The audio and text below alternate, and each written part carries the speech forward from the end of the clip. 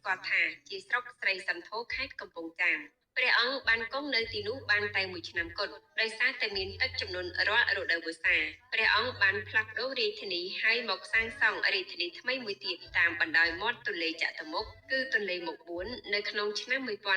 1434ដែលសព្វថ្ងៃជារាជធានីភ្នំពេញការសាងសង់ព្រះបរមរាជវាំងនៅរាជធានីភ្នំពេញមាន2លើកលើកទី1ក្នុងរជ្ជកាលព្រះបាទពញាយ៉ាតក្នុងសតវត្សទី15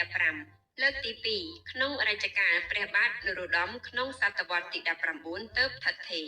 ការសាងសង់ព្រះបរមរាជវាំងនៅរាជធានីភ្នំពេញមាន2លើកដោយសារតែបន្ទាប់ពីការសាងសង់លើកទី1ឆ្នាំ1434ដល់ឆ្នាំ1497រាជវាំងត្រូវបានផ្លាស់ទៅអង្គរវិញក្រោយពីអង្គរទៅពោធិ៍សាត់រួចទៅបរិបូរណ៍បន្ទាប់មកទៅលង្វែកហើយទៅឧដុង្គបន្ទាប់ពីឧដុង្គរាជវាំងត្រូវបានត្រឡប់មកសាងសង់ជាលើកទី2នៅរាជធានីភ្នំពេញក្នុងឆ្នាំ1865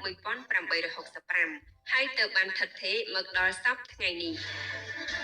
វិទ្យុរាជធានីភ្នំពេញ FM 103 MHz ជាប្រភពសិល្បៈអប់រំសាសនាវប្បធម៌ព័ត៌មាននិងកម្សាន្ត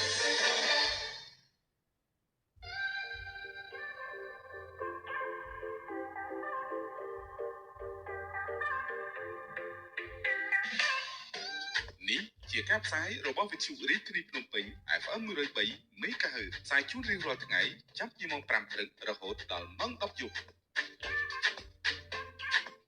វិទ្យុរាជធានីភ្នំពេញ FM 103 MHz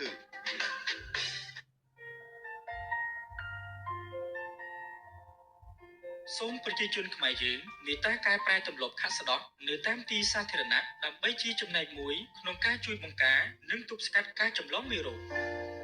បំណងល្អពីវិទ្យុរាជធានីភ្នំពេញ FM 103 MHz